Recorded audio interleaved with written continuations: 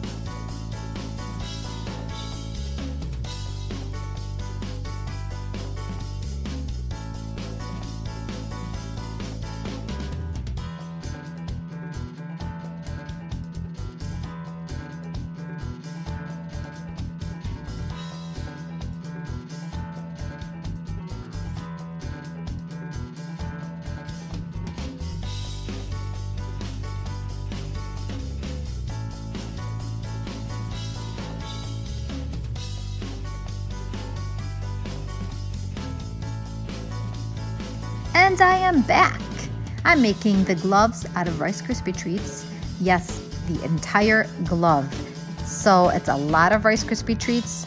I don't really make my own. I just buy the store-bought Rice Krispie Treat brand, and it's just easier to have them in stock. But it did require a lot. I think like 10 packages, if I'm not mistaken. But anyways, you see me comparing it to the other one. I kind of have the iPad open next to me to a glove so I know what it looks like on all sides. And I'm basically just forming the shape with the Rice Krispie Treats, as you can see. So enjoy.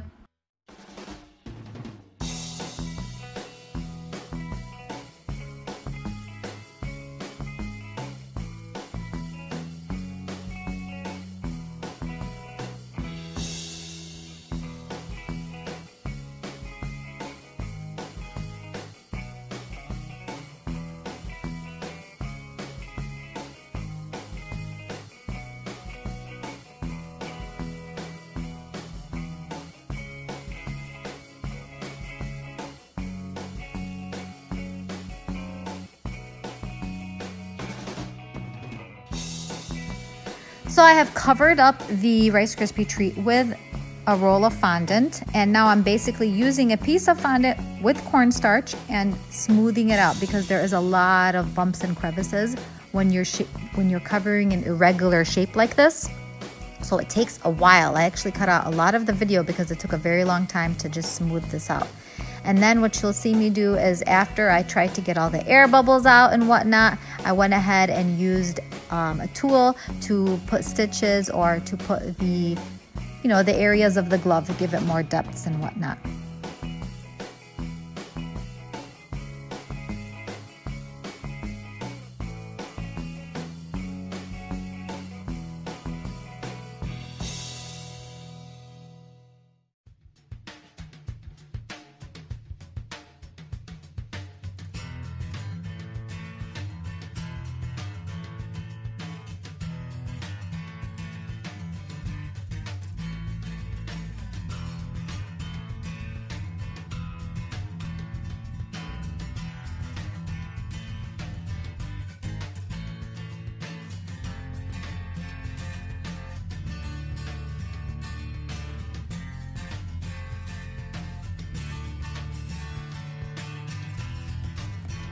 Back to this huge monster which was sitting in the fridge while I was making the gloves so that it hardens.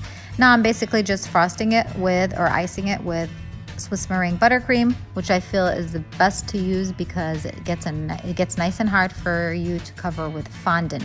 Now icing a square cake is really difficult actually, contrary to what some people might believe that it could be easier than a round cake, but no, the sharp angles are very hard to get even. So it does take a while, as you can see.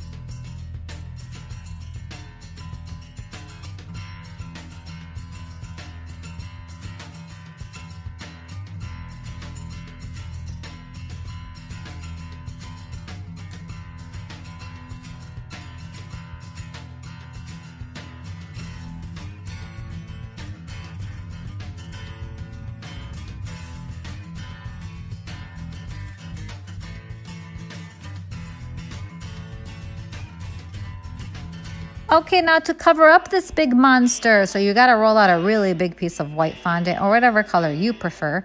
I just chose white because I'm going to be airbrushing it.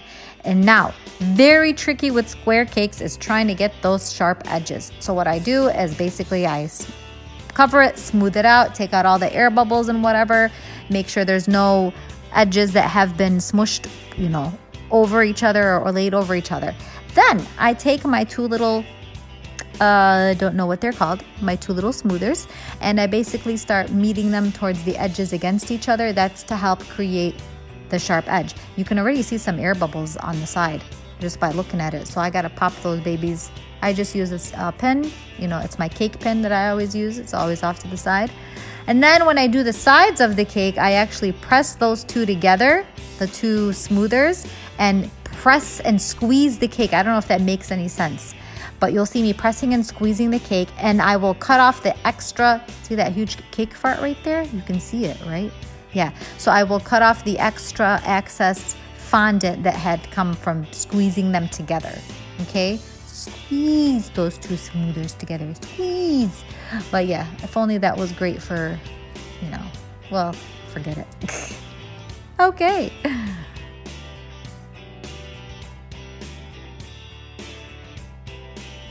So I kind of made a little mistake here. I shouldn't have painted it with red food coloring as you see me doing. I should have airbrushed it because this kind of made it look a little blotchy and whatnot. So I went ahead and for the other glove, instead of painting it, I went ahead and I airbrushed it red, as you're going to see in the next post. There you go, it's airbrushed red. Now what I'm doing is I'm airbrushing a little bit of black. You have to be careful, you know, this is just to give the glove some depth and the wrinkles and the formation of it, and that's pretty much it.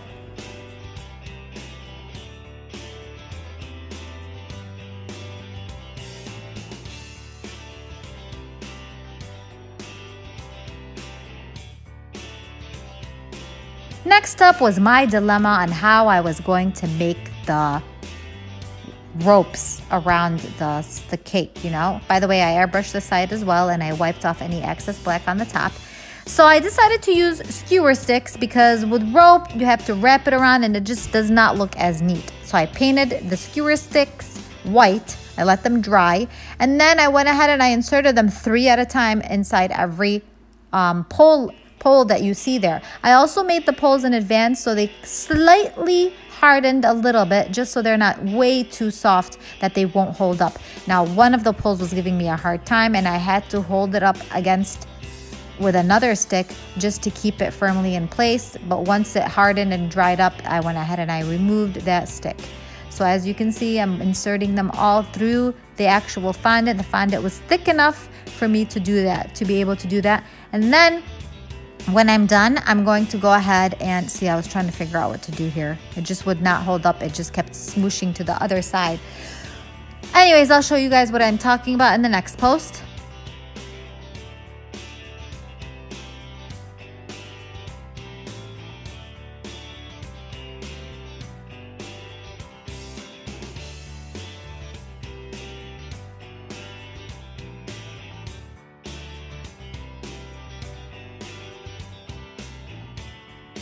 Next post, I'm steaming so the fondant gets sticky. I basically took a small ball of fondant and smushed it against where the two skewers meet.